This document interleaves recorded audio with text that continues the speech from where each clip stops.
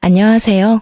저는 작은 가게와 함께 공방을 운영하고 있는 돌싱녀입니다. 전 남편과 만나 결혼까지 하게 되었을 땐 이혼이란 생각지도 못한 일이었는데 어쩌다 보니 사랑과 전쟁에 버금가는 막장 드라마 한 편 찍고 이혼하게 되었네요. 만약 그때 그런 선택을 하지 않았더라면 이혼까지는 하지 않았을까? 하고 생각하곤 하지만 몇 번을 되뇌며 생각해봐도 결론은 같더라고요. 어찌되었든 결국 터질 일은 터졌을 테고 전 이혼을 하게 되었을 것이라고요. 파국과 다름이 없는 이혼을 하게 되었지만 처음 시작은 남들처럼 참 평범했어요. 그저 평범하게 연애를 하고 연애가 길어지자 결혼까지 하게 되었었죠. 시댁은 서울에서 거리가 꽤 있는 시골이었고 친정도 가까운 것은 아니었지만 같은 서울에는 자리하고 있었어요.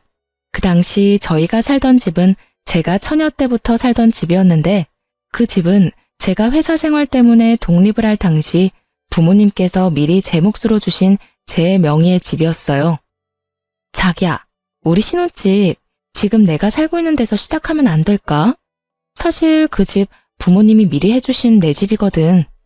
지금 우리가 가진 돈으로 집을 사는 건 힘들 테고 대출이나 전세보단 지금 내가 사는 곳에서 우리 출발하는 게 좋지 않을까 해서. 그런 걸 뭘 그렇게 조심스럽게 이야기해. 나야 그렇게 해준다면 정말 고맙지. 다 좋은데 한 가지 걸리는 게 있어. 응? 뭐가? 무슨 문제 있어? 문제라기보단 사실 우리 부모님은 아직 고지식한 부분이 있어서 집은 남자가 해야 한다는 주의라서. 그렇다고 해서 부모님들이 집을 해주실 능력이 되는 건 아니고 조금 보태주실 테니 어찌되었든 집은 나보고 마련하는 게 맞다고 하셨었거든. 그래야 나도 그렇고 부모님 기도 산다고 말이야. 그래? 그럼 어떻게 하면 좋지? 이렇게 하면 어떨까? 어차피 우리 부모님이 자기 집에 가본 적도 없고 그냥 내가 대출 조금 끼고 마련한 걸로 말씀드리자. 서류 떼서 보여드릴 것도 아니고 말만 잘 맞추면 될 것 같은데. 알겠어. 그럼 내가 우리 부모님께도 잘 말씀드릴게. 상견례 자리에서 집 이야기 나오면 어차피 아시게 될 텐데 그때 가서 허둥지둥 하는 것보단 미리 말하는 게 좋을 것 같아. 그래, 그렇게 하자. 그럼 내가 가정 각오해서 갈게. 집은 당신이, 혼수는 내가. 깨끗이 써서 다 바꿀 필요는 없고 침대랑 소파, 그리고 식탁만 바꾸면 돼. 그 세 가지는 다 작아서 아마 둘이 쓰긴 불편할 것 같아. 그렇게 저희인 집은 제가 사는 집에서 가구는 최소한으로 바꾸기로 하고 결혼을 진행하게 되었어요. 부모님과 미리 말을 잘 맞춰둔 덕분에 상견례도 잘 지나갔고 누구 하나 찌푸리는 일 없이 새로운 시작을 하게 되었죠. 신혼생활은 생각보다 더 행복했어요. 그 미묘한 설렘 속에 저희는 연애 때보다 더욱 행복했죠. 조금의 다툼도 얼굴을 붉히는 일도 없이 10년은 함께 산 사람처럼 집안일은 물론 주고받는 대화도 잘 통했어요. 온종일 남편과 붙어 지낼 수 있는 주말이 기다려질 정도로 좋았던 날들은 어느 날 갑자기 찾아온 객식으로 인해 무너져 내렸습니다. 일요일 오후 점심을 일찍 먹은 터라 조금 출출했던 저희는 저녁이라고 하기엔 이르긴 하지만 조금 많이 일찍 저녁을 먹고 거실에서 함께 시간을 보내고 있었어요. 그렇게 이런저런 시시콜콜한 이야기를 나누며 시간을 보내고 있는데 시모에게서 전화가 오더라고요. 네, 어머님. 그래, 아가. 잘 지내지? 네, 잘 지내고 있어요. 어머님도 잘 지내고 계시죠? 혹시 무슨 일 있으세요? 일까지는 아니고 좋은 소식이 있어서 전화했어. 글쎄, 우리 막둥이가 서울에 취업을 다 했지 뭐야. 어머, 그게 정말이에요? 여보, 아가씨 서울에 취업했대. 저는 기쁜 소식을 남편에게 전했고 남편은 그 자리에서 일어나 어깨춤을 덩실덩실 추며 시누이를 기특해하고 있더군요. 너무 잘 됐네요, 정말. 그러니까 말이다. 얼마나 기특한지. 그래서 하는 말인데 한동안 우리 유민이 너희 집에서 신세 좀 져야겠어. 내일 당장 출근해야 할 집을 못 구했지 뭐니. 통보하듯 말하는 시모의 말에 기쁨도 잠시 저는 멍해졌어요. 멍한 머리에 저는 말을 얼버무렸고 제가 바보처럼 말을 옹알이는 사이 시모는 할 말을 끝내고 전화를 끊어버렸습니다. 아까 기차 탔으니 아마 6시쯤 도착할 거야. 정확한 시간은 유민이랑 연락해서 물어보고 기차역으로 좀 데리러 가주렴. 그럼 한동안 우리 막둥이 좀 부탁하마. 이렇게 끊겨버린 전화에 전 어안이 벙벙했고 옆에서 통화 내용을 들은 남편은 눈치도 없이 신나서 시누이에게 전화를 걸어 통화를 하고 있더라고요. 남편은 7살 차이가 나는 여동생이 취업을 했다는 사실이 대견하기도 하고 그런 대견한 동생과 한동안 함께 지낼 수 있다는 사실이 많이도 신나 보이더군요. 저만 빼고 모두가 행복한 그 상황에서 제가 할 수 있는 말이 없더군요. 객식구는 절대로 죽어도 싫다고 할 수도 없는 노릇이고 그렇다고 두 눈 꼭 감고 쉽게 시누이를 데리고 살기엔 제 마음이 내키지 않았으니까요. 그런 저의 마음을 그제야 알아차린 남편은 티나게 저의 눈치를 살피며 이렇게 말하더라고요. 여보, 당신 불편한 거 잘 아는데 한동안만 유민이 우리 집에서 좀 지내게 해주면 안 될까? 당신도 알다시피 유민이가 아직 어리기도 하고 혼자 숙박업소나 찜질방 같은 데 재우기엔 내가 마음이 편치 않을 것 같아서 그래. 그렇다고 해서 덜컥 아무 집이나 계약해서 들여보내는 것도 좀 그렇고. 당신이 이해만 해준다면 한동안 데리고 있으면서 괜찮은 집 알아봤으면 좋겠어. 이렇듯 간곡하게 부탁해오는데 싫다 안 된다는 말이 나오지 않더라고요. 그래서 전 알겠다고 했고 남편은 저에게 거듭 고맙고 미안하다고 외치며 시누이를 데리러 나가더군요. 사실 이렇게 갑자기 그것도 통보식으로 맡게 된 시누이가 탐탁지 않았지만 남편의 입장과 생각이 이해가 되기도 했고 또 무엇보다 한평생 붙어 살 것도 아니고 혼자 지낼 곳이 구해지만 나간다고 하니 그때까지는 참아보자고 제 생각을 정리했어요. 그렇게 시누이를 웃으며 맞이할 만큼 마음 정리를 끝내고 아직 앳된 얼굴의 시누이가 눈을 초롱이며 남편과 함께 집으로 들어오더군요. 아가씨 왔어요? 피곤하죠? 아니에요. 오빠가 데리러 와줘서 편하게 왔어요. 언니, 저 받아주셔서 감사해요. 회사에서 급하게 연락을 주는 바람에 어디서 지내야 하나 고민이 많았는데 언니가 받아줘서 길거리 신세는 면했네요. 아니에요. 집 구할 때까진 오빠 집에서 편히 지내요. 이렇게 시작된 시누이와의 생활. 처음엔 꽤 괜찮았어요. 손이 많이 갈 거라는 제 예상과는 달리 시누이는 자기 일은 자기가 알아서 척척 하더라고요. 자기 빨래는 자기 방에 모아뒀다가 스스로 했고 방도 꽤 깔끔하게 쓰더라고요. 그것뿐 아니라 본인이 먹은 그릇은 본인이 치우고 시간이 되는 날엔 누가 시키지 않아도 설거지도 해놓더라고요. 그렇다고 해서 불편하지 않은 건 아니었어요. 한평생 함께 산 식구도 때론 불편할 때가 있는데 하물며 시누이가 편할 리가요. 그렇게 본인의 몫은 스스로 하는 시누이가 기특하기도 기특한 시누이가 불편하기도 한 그런 상황이 이어졌고 금방이라도 끝이 날 것만 같던 그 생활은 6개월째 이어지고 있었죠. 처음 몇 개월은 주말마다 집을 알아보러 간다고 남편과 나가 밤에나 들어오던 시누이는 어느 날부턴 나가지도 않고 집에서 쉬기 시작하더군요. 힘든 회사 생활에 주말마다 나가 돌아다녔으니 아무렴 피곤했겠거니 하고 이해하려고 했는데 시누이는 이런 저의 이해를 다른 식으로 해석했는지 친구를 만난다고 나가선 술에 잔뜩 취한 채로 새벽에 들어오는 일이 잦아지더라고요. 그런 시누이에게 호되게 한 소리 해야 할 남편은 아침마다 동생에게 해장국을 끓여 먹이기 바빴고 전 그야말로 어이없는 날들을 지내게 되었어요.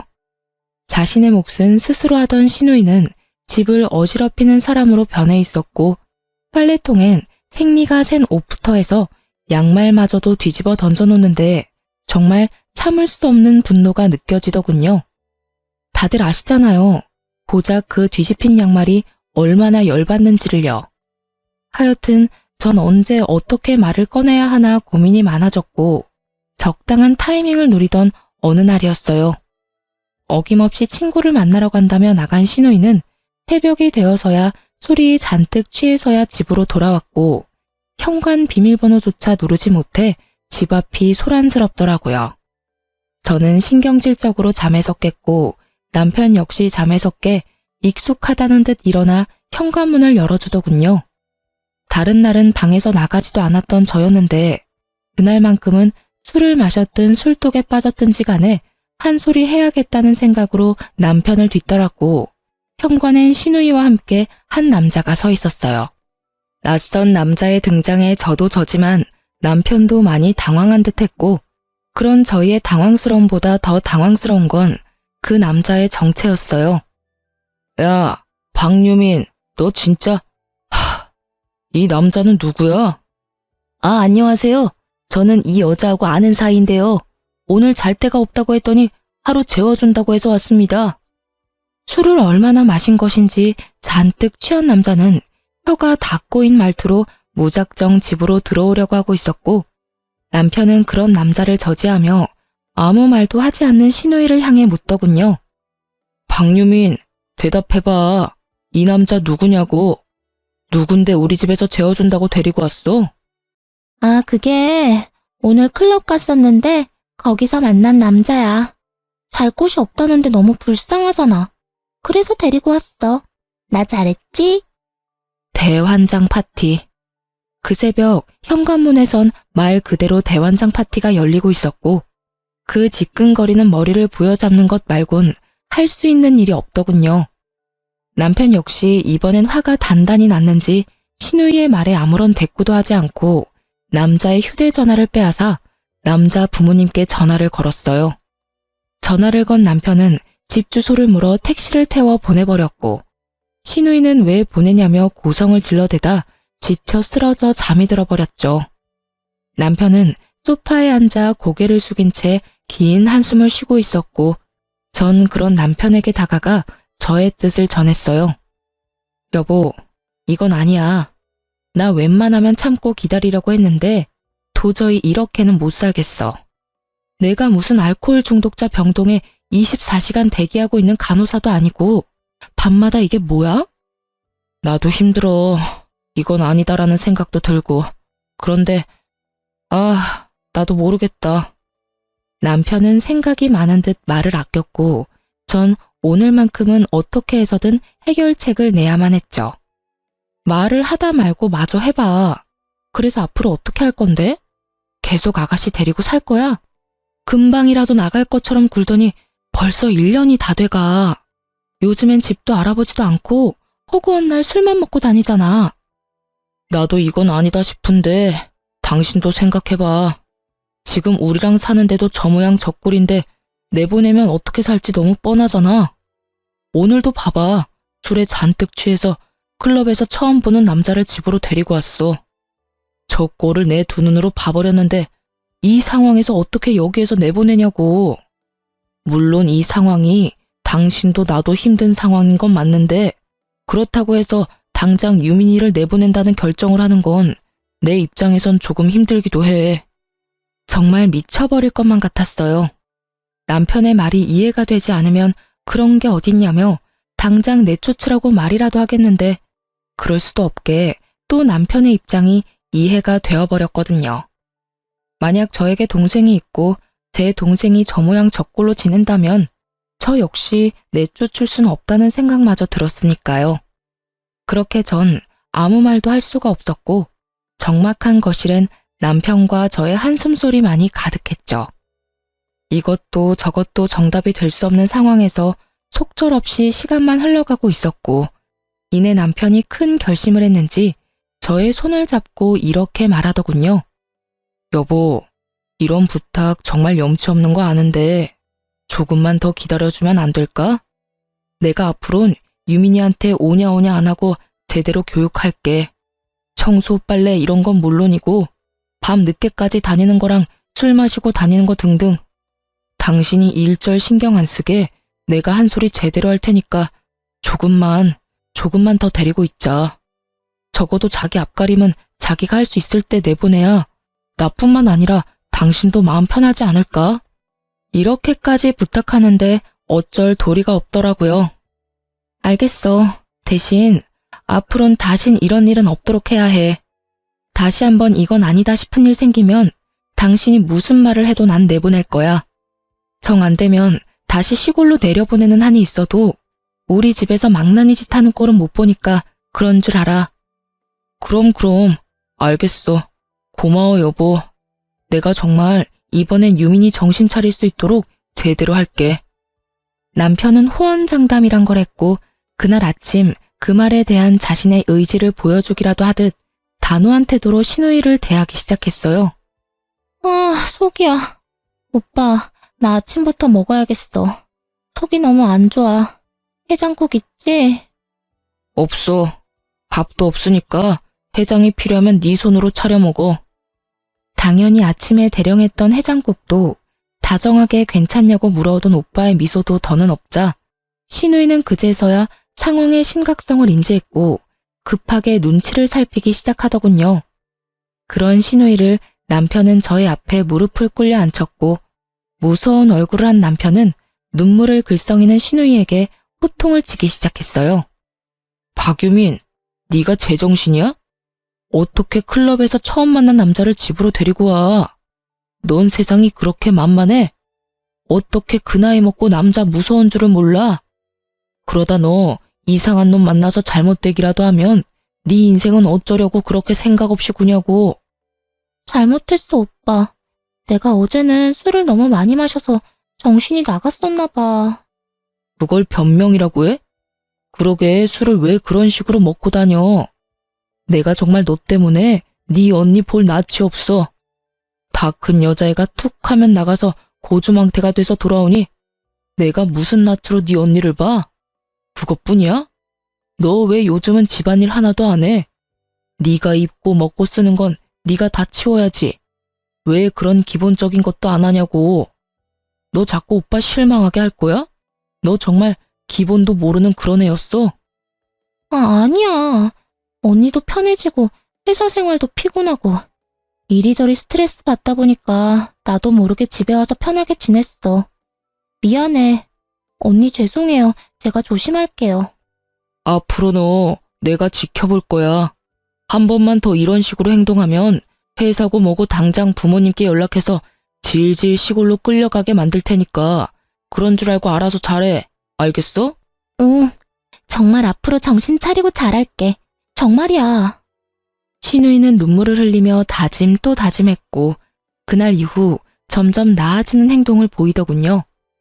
그렇게 또 2달가량이 지나고 저는 여느 날과 다름없이 제가 운영하는 공방으로 출근을 하고 있었어요.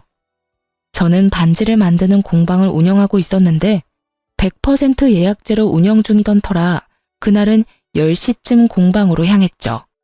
손님을 맞을 준비를 마치고 기다리고 있는데 연락도 없이 예약 손님이 오지 않아 기분이 좋지 않은 채로 집으로 다시 돌아오게 되었죠. 그렇게 아파트 상가를 힘없이 지나치고 있는데 익숙한 사람이 금은방으로 들어가는 것이 아니겠어요? 그 사람은 시누이였고 아침에 출근한다며 나간 시누이가 그 시간에 금은방으로 들어가는 것을 본 저는 의아함에 시누이를 뒤따랐어요. 시누이는 제가 들어온 것도 모른 채 가방에서 반지와 팔찌, 목걸이를 꺼내고 있더군요. 이거 좀 팔려고 왔는데 여기서 팔 수 있을까요? 전 더 가까이 다가갔고 시누이가 내려놓은 물건들을 확인한 저는 경악을 금치 못했습니다. 그 물건들은 전부 저의 것으로 반지는 제가 시집 올 때 시모가 남편의 돌반지라며 나중에 아기가 태어난다면 물려주라고 주었던 반지였고 팔찌, 목걸이는 결혼할 때 제가 받았던 폐물이더라고요. 평소엔 과하기도 하고 불편하기도 해 잘하지도 않고 잘 보관해두고 있었던 것들인데 그걸 팔겠다고 가지고 나왔으니 순간 할 말을 잃고 말았죠. 아가씨, 여기서 이걸로 뭐 하세요? 언니, 여긴 어떻게... 언니 출근한 거 아니었어요? 그제서야 저를 본 시누이가 재빨리 몸으로 물건들을 감추고 나섰지만 이미 모든 것을 봐버린 후였죠. 지금 그게 중요해요? 여기서 이것들로 뭐 하고 있냐고 내가 물었잖아요. 이거 전부 내 거 아니에요? 저의 물음에 신우이는 답이 없었고 전 따라 나오라는 말과 함께 물건들을 챙기는 신우이를 두고 집으로 향했어요. 신우이는 고개를 푹 숙인 채 저의 뒤를 따랐고 저의 머릿속에 5만 가지 생각이 다 오가더군요. 차라리 어린애라면 정신 바싹 들게 때리기도 하겠는데 다 큰 처녀를 때릴 수도 없고 어떤 말을 어떻게 해야 정신을 차릴 건지 감도 오지 않더라고요. 그렇게 복잡한 심경으로 집에 도착한 저는 신우이를 앉혀놓고 이야기를 시작했어요. 언니, 죄송해요. 아가씨, 지금 죄송하다고 말할 때가 아니라 왜 그런 짓까지 했는지 이유를 설명해야 하지 않을까요? 왜 내 물건까지 가져다 팔려고 한 거예요? 그게 사실은 회사를 그만둬서 돈은 없는데 카드값까지 연체가 돼서요. 돈 나올 구멍은 없고 마음은 급하고 그래서 어쩌다 보니 이렇게 되어버렸어요.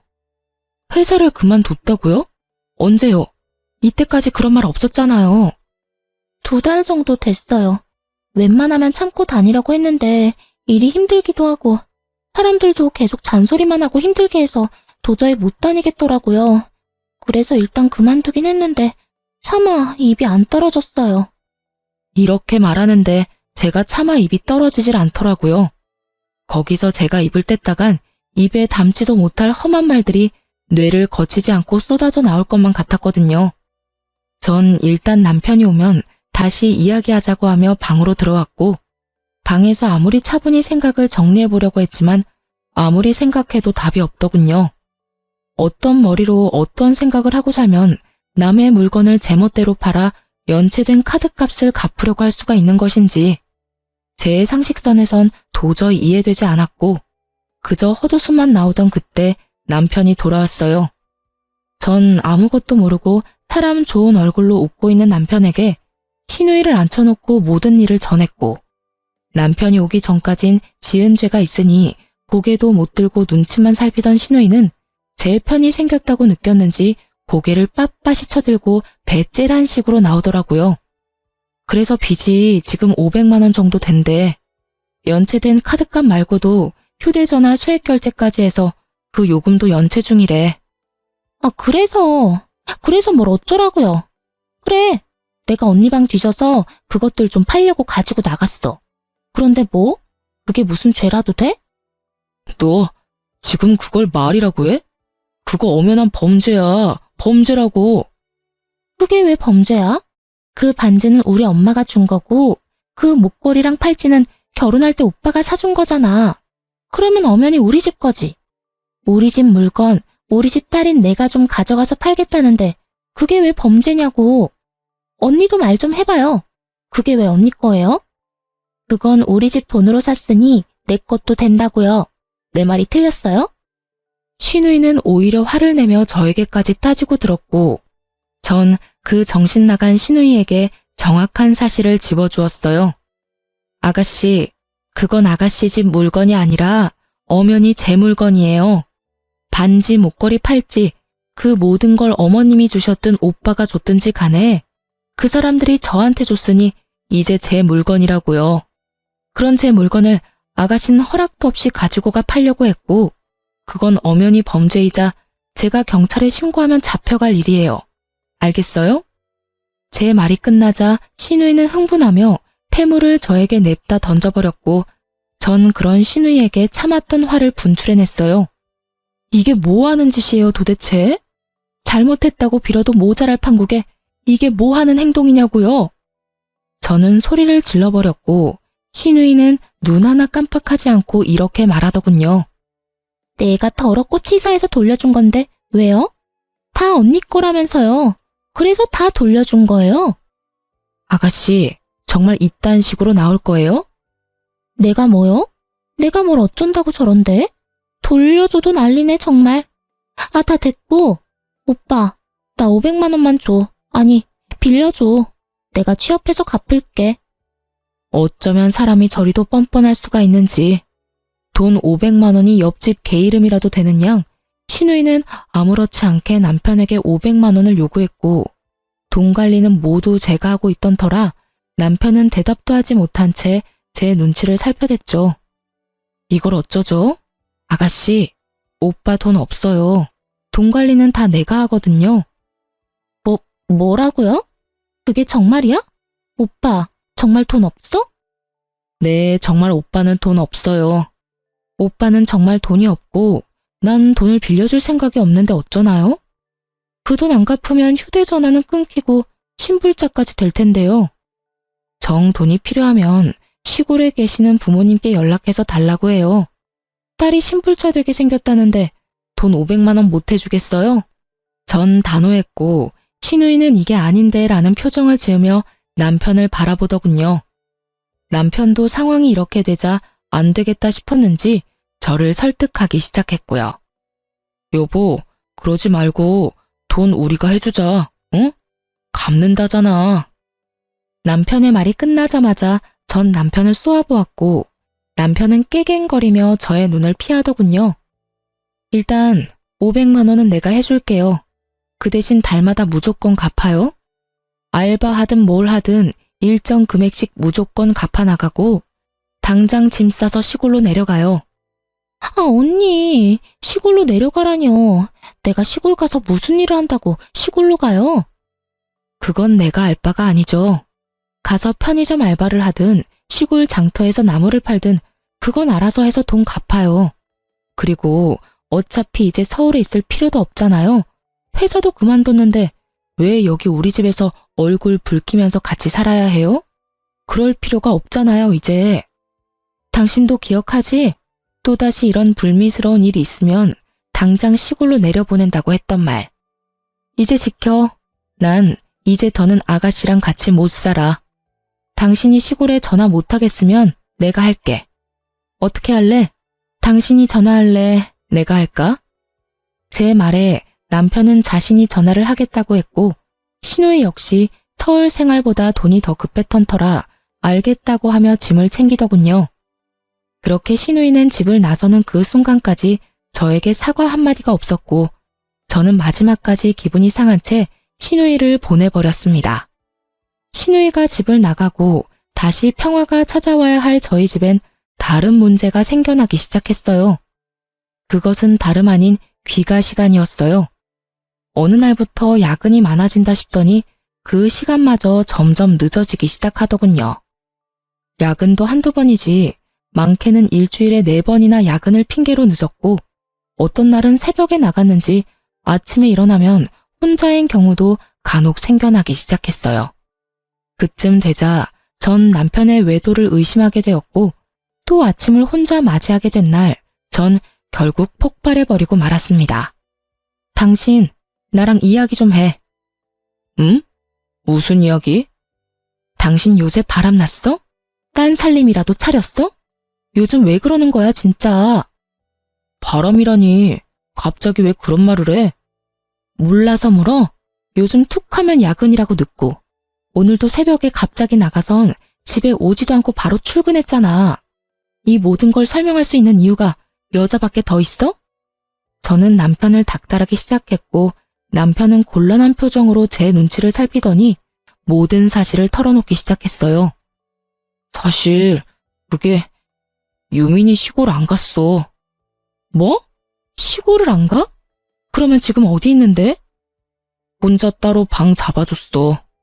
엄마가 유민이 방 얻을 돈은 내가 따로 가지고 있었거든. 그걸로 따로 원룸 계약해서 혼자 지내고 있어. 알고 보니 시골을 내려가기로 했던 시누이는 남편을 질리게 설득했고 그 설득에 홀라당 넘어가 버린 남편은 지난 1년이 넘는 시간 동안에도 구하지 못했던 원룸을 단 하루 만에 구해주었던 것이었죠. 눈물로 애원하니 방은 얻어줬지만 막상 얻어주고 나니 혼자 있을 여동생이 걱정되었던 남편은 퇴근 후 시누이의 집에서 시간을 보내고 돌아오거나 시누이가 집에 없는 날엔 시누이가 돌아올 때까지 기다렸다가 돌아왔다고 하더군요. 그럼 새벽에 뛰어나간 건 왜 그런 거야? 설마 아가씨 술 취해서 데리러 간 거야? 응. 술이 잔뜩 취한 채로 전화가 와서 어쩔 수 없이 데려다주고 바로 출근하곤 했어. 미안해 여보. 처음부터 속이려고 한 건 아니었는데 어쩌다 보니까 그렇게 됐어. 전 이쯤 되니 남편 역시 제정신은 아니라는 생각이 들더군요. 그렇게 여동생이 걱정되면 저와 결혼할 것이 아니라 여동생이나 평생 끼고 살지. 왜 결혼까지 해서 이런 분란을 만드는 것인지 이해가 되지 않더군요. 전 더는 남편과 할 말이 없었고 그 자리에서 바로 시모에게 전화를 걸어 모든 사실을 알렸어요. 튀어나오려고 하는 욕을 안간 힘을 다해 삼키며 최대한 좋게요. 어머님, 아가씨 좀 데리고 내려가야 할 것 같아요. 서울 올라온 뒤론 술 마시고 늦게 귀가하는 날도 많아지고 해서 이걸 어쩌나 하고 있었는데 아가씨가 회사를 그만뒀다고 하더라고요. 그래서 서울에서 술 마시고 다니다 큰일 치르는 것보다 시골에 다시 내려가는 게 좋을 것 같아서 내려보냈는데 글쎄 아범이랑 아가씨가 저 몰래 방을 얻었더라고요.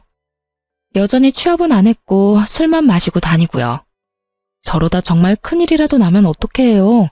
요즘 세상도 험한데. 두 사람한테 아무리 말해봤자 제 말은 듣지도 않아요, 어머님. 그러니까 어머님께서 오셔서 아가씨 좀 데리고 내려가 주시면 안 될까요?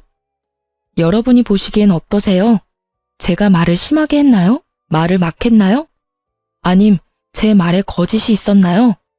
전 맹세코 딱 저렇게 말했고 언성 한번 높이지 않았어요. 그런데 그런 저에게 돌아오는 말은 참으로 어이가 없더군요. 뭐? 그게 전부 사실이야? 그래서 애 혼자 지금 생활하고 있다고? 그게 말이나 되니? 너희 믿고 올려보냈으면 잘 데리고 있었어야지. 내보내긴 왜 내보내? 애가 들떠서 술도 좀 마시고 늦게 다닐 수도 있는 거지. 그렇다고 큰맘 먹고 서울 간 애를 내쫓아내기나 하고 말이야. 네가 어쩌면 그럴 수가 있어. 순식간에 저는 죄인이 되었고 더는 참을 수가 없었어요. 제가 오죽했으면 그랬을까요?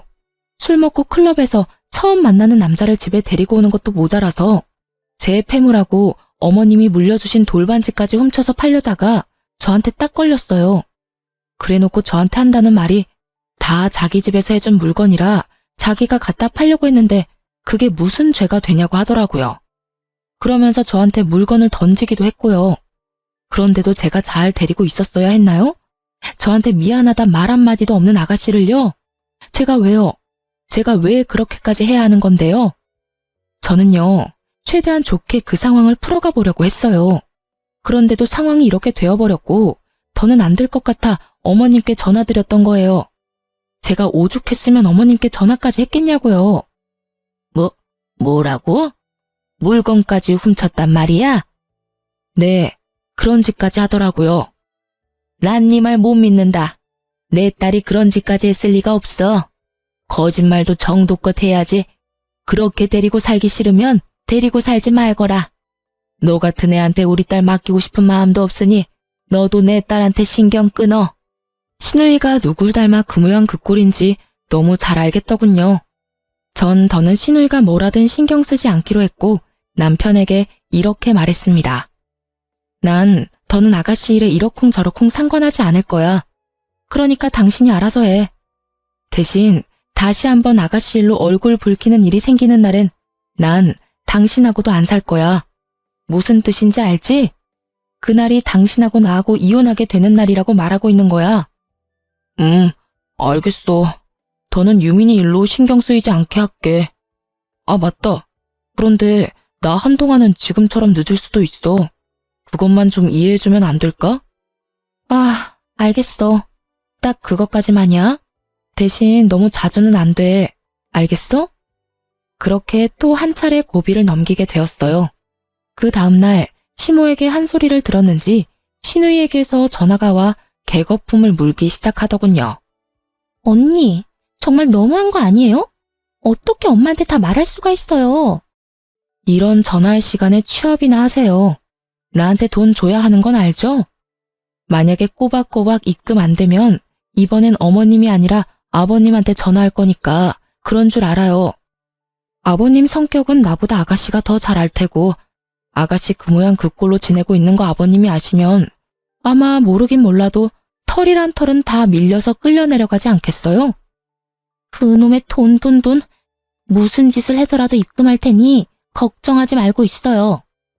신우이나 시모나 저나 예절은 밥 말아먹은 것이 분명하더군요. 사람 말은 끝나지도 않았는데 냅다 끊어버리는 꼴을 보아하니 말이에요. 그렇게 전화가 끊긴 후 몇 달 동안은 불안할 정도로 평온함의 연속이었어요. 새로 취업했다는 신우이의 소식도 전해지며 돈도 다 갚아나가고 있었고요. 남편은 간혹 새벽에 나가는 일이 있긴 했지만 그마저도 최근엔 전혀 없었습니다. 주말엔 남편과 여유롭게 보내며 휴식을 취한 후 월요일이 되면 출근하고 그렇게 여유롭고 평화롭게 하루하루를 살아가고 있었어요. 그러던 어느 날 저녁을 먹고 있는데 남편에게 전화가 왔고 통화 내용으로 보아하니 신우이인 것 같더라고요. 또 무슨 일인가 싶은 것도 잠시 남편의 표정이 걷잡을 수 없이 굳어지더니 저에게 잠시 나갔다 오겠다는 말만 남기고선 집을 급하게 나가버리더군요. 신우이의 전화부터 해서 굳어진 남편의 표정까지 전 불안해지기 시작했고 그 불안은 곧 현실이 되어버렸어요. 몇 시간 뒤 쭉 처진 어깨를 하고 돌아온 남편의 뒤로 시모와 신우이 그리고 낯선 남자 한 명이 뒤따라 들어오더군요. 예상도 되지 않는 조합에 저는 남편을 바라봤고 남편은 모두 거실에 앉으라는 말을 하곤 저에게 상황을 설명하기 시작했어요. 그것은 파국의 시작이었습니다. 그게 유민이가 취업을 했다고 했잖아. 거기에서 저 남자를 만났대. 그런데? 그런 이야기를 하려고 데리고 온 건 아닐 거 아니야? 요점만 딱 말해. 나 지금 숨 넘어가기 직전이니까. 그러니까 그래서 둘이 지금 만난 지 한 달 정도 됐는데 유민이가 임신을 했다네. 두 사람은 낳아서 키우기로 했고 그래서 돈 모을 때까진 저 자식 집에서 합가해서 살려고 집까지 빼서 저 자식 집으로 갔는데 그쪽 부모님이 받아주질 않았대. 대문도 열어주지 않고 그대로 쫓겨나 버렸대. 상황은 남편의 말대로였어요. 믿었던 남자의 집에서도 문전박대를 당해버린 신우이는 시모를 불렀고 시모는 남편을 불렀던 거죠. 그렇게 모인 오합지졸들은 갈 곳이 없어 저희 집까지 오게 된 것이었어요. 그렇다고 여기로 데리고 오면 어떻게 해? 저는 남편에게 따지고 물었고 입을 꾹 다문 남편 대신 시모가 나서더군요. 그러면 어쩌니? 오갈 데가 없으니 당연히 오빠 집에라도 와야지. 아, 알겠어요. 일단 왔으니까 하룻밤 정도 재울 거예요. 아가씨, 욕실 안내 좀 해줘요. 다들 씻으셔야 할 것 같은데. 하루는 무슨? 나는 오늘 하루만 자고 가고 얘들은 쭉 여기서 지낼 거다. 네? 당신이 말해봐. 이게 다 무슨 소리야? 전 말도 안 되는 시모의 엄포에 남편을 바라봤고 시모는 그런 저에게 다시 말도 안 되는 소리를 쏟아내기 시작했어요. 내 아들 볼 필요 없고 나랑 이야기하면 된다. 이야기해보세요. 이게 다 무슨 말인가요? 말 그대로 이 집에서 애들 애 낳고 지내기로 했다. 오갈 데도 없는 애들을 길거리에서 애 낳고 키우게 할 수도 없고 그렇다고 그 좁은 원룸에서 시작하라고 할 수도 없는 노릇이니 어쩌겠느냐. 그리고 엄연히 이 집에서 잘 살고 있던 애를 내쫓아서 이 지경까지 만든 사람이 너니 네가 책임져야지. 어머님, 전 분명히 어머님께 아가씨 데리고 내려가라고 전화까지 드렸고 그런 제 말을 무시한 건 어머님이었어요. 그런데 이제 와서 저보고 책임지라뇨? 전 절대 그럴 생각 없어요. 네가 싫으면 어쩔 거니? 내 아들 집에서 내 딸이 애 낳고 살겠다는데? 이 무슨 미친 논리인지 모르겠더군요. 이 미친 상황 속에서도 남편은 아무 말도 하지 않고 제 눈치만 살피고 있었고 전 눈에 뵈는 것이 없어졌어요. 어머님, 이 집이요. 제가 친정 부모님께 물려받은 제 집이에요. 그러니까 이상한 논리 펼치지 말고 당장 다 데리고 나가주세요. 이게 다 무슨 말이니? 얘 말이 다 사실이야? 시모의 물음에 남편은 모든 사실을 설명했고 사실을 전해들은 시모는 당황하는 듯 하더니 이내 또 이상한 논리를 펼치기 시작하더군요. 너희 가족 아니니? 이럴 때일수록 서로 돕고 살아야지. 부부는 일심동체이고 그러면 네 명의가 곧 남편의 명의이기도 하지 않겠니? 그러니 좀 데리고 살아라. 그저 헛웃음이 나더군요. 이 무슨 거지 같은 말과 거지 같은 상황인 건지. 전 그제야 모든 상황이 명확해졌고 제 살 길은 이혼뿐이라는 생각이 들었어요. 당신 기억하지? 또다시 이런 일로 얼굴 붉히는 일 있으면 그날이 우리 이혼하는 날이라고 했던 거. 저의 말에 남편은 여전히 고개를 숙인 채 아무 말도 없었고 전 그런 남편의 꼴도 보기 싫어졌어요. 아, 그래. 네가 무슨 말을 할 수가 있겠어. 그냥 우리 이혼하자. 내가 너무 참았어. 진작 이혼했으면 이딴 꼴까지 보지 않았어도 되는 건데. 다 들었죠? 이제 남남이니까 군말하지 말고 어머님 아들까지 데리고 당장 이 집에서 나가주세요. 전 이혼과 동시에 시모에게 이렇게 말해버렸고 이런 저의 말에 시모는 노발대발하며 욕까지 하기 시작했어요. 이런 건방진년이 어디서 어른을 갈아 말아야? 그리고 뭐 이혼? 네가 어디서 건방지게 이혼을 입 밖에 꺼내는 게야? 지금 당장 나가지 않으면 경찰이든 경비 아저씨든 불러서 끌어낼 거예요. 그런 험한 꼴까지 당하기 전에 당장 다 나가주세요. 저는 단호했고 남편은 저에게 무릎을 꿇고 빌기 시작하더군요. 여보, 제발 이러지 말고 한 번만 더 이해해주면 안 될까? 정말 마지막이야. 내가 어떻게 해서든 빠른 시일 내에 살 집 구해볼게. 그때까지만 데리고 살자, 응? 이혼하자는 말 못 들었어? 이혼해. 그냥 하는 말 아니고 진심이야. 저의 눈빛을 본 남편은 그제야 상황의 심각성을 깨달았는지 서둘러 시모와 시누이 그리고 남자까지 다 집에서 내보내버리더군요. 그리곤 제 눈치를 살피며 슬금슬금 다가오고 있더군요. 이제야 정신을 차린 남편이 그렇게 해봤자 이미 늦은 일이었고 더는 어떤 대화도 필요 없었던 전 그대로 남편까지 쫓아내버렸습니다. 그렇게 이혼을 결심하게 된 저는 다음날 바로 변호사를 선임해 이혼 소송을 준비했고 남편은 끝까지 이혼은 할 수 없다고 하며 버티다 결국 이혼을 당하게 되었죠. 저는 남편뿐 아니라 저의 단란했던 가정을 파국으로 이끌고 간 시댁 식구들에게도 위자료를 청구했고 결과는 저의 완판승으로 끝이 났습니다.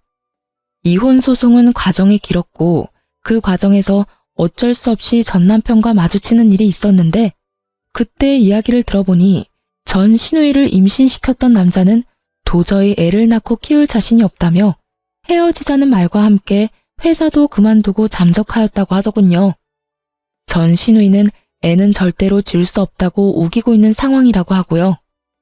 상황이 그렇게 되자 전 시부도 모든 사실을 알게 되었고 시부는 딸과의 연을 끊어버림과 동시에 상황이 그렇게까지 될 때까지 모든 상황을 방관한 전 시모까지 모조리 집에서 내쫓아 버렸다고 했어요. 쫓겨난 전 시모는 동생 집에서 지내고 있다고 하고요. 그렇게 전 남편은 꼼짝없이 이혼까지 하고 전 신우와 함께 그의 자식까지 한평생 책임지고 살아야 할 신세가 되어 있었어요. 전 그런 전 남편에게 이렇게 말해주었습니다. 그렇게 동생이라면 껌뻑 죽더니 그 사랑하는 동생하고 그 동생의 자식하고 오래오래 행복하게 뒷바라지하면서 잘 살아. 저의 말에 전 남편은 낙담한 듯 눈을 감아버리더군요. 아마 모르긴 몰라도 밑 빠진 독에 물 붓기 아니겠어요? 전 신우의 돈 씀씀이야 말하면 입 아프고 전 남편은 위자료들을 주느라 빚을 냈을 테니까요. 거기다 지금 사는 집 역시 빚일 테니 한평생 빚 내고 빚을 갚고 빚 내고 빚 갚는 그 굴레 속에서 벗어나긴 힘들 겁니다. 이혼 후 끊임없이 찾아오는 전 남편 때문에 집도 공방도 모두 옮겨버렸어요. 전화번호 역시 바꿔버린 터라 더는 그 인간들과 엮이는 상황은 없어졌네요. 그저 건너 들은 소식으론 전 시누이는 결국 애를 출산했고 출산하고 난 후 애는 제대로 보지도 않고 여전히 정신 못 차린 망나니로 살고 있다고 해요. 혹시나 엄마가 된다면 변할 수도 있진 않을까 했던 제 예상은 산산이 부서졌고요. 전 남편은 낮에는 일하고 밤에는 애를 보느라 꼴이 말이 아니라고 하고요. 뭐, 다 자기가 만든 상황이니 불쌍하지도 않더군요. 전 공방을 운영하며 작은 주얼리샵까지 오픈해 함께 운영 중입니다. 아직 매출이 많은 건 아니지만 온라인 매출이 꾸준하게 상승해주고 있어 요즘엔 일에 더욱 매진하며 지내려고 하고 있어요. 이혼을 하고 난 후 연애 비슷한 것도 한 적이 없지만 언제든 좋은 사람만 있다면 연애까진 할 생각은 있어요. 혼자 살아가기엔 제 인생이 너무 아까우니까요. 이혼 후 부모님의 상심이 크셨는데 제가 충분히 설명해드리니 오히려 잘 됐다고 해주며 앞날을 응원해 주시더라고요. 말씀은 그렇게 하셨어도 속이 말이 아니실 거란 걸 잘 알고 있기에 쉬는 날이나 시간이 여유로운 날이면 부모님과 함께 시간을 보내고 있어요. 그 시간이 저에게도 힐링의 시간이 되기도 하고요. 이로써 저의 사연도 끝이 났네요. 긴 이야기였는데 함께 해주셔서 감사하고요. 다들 행복하세요.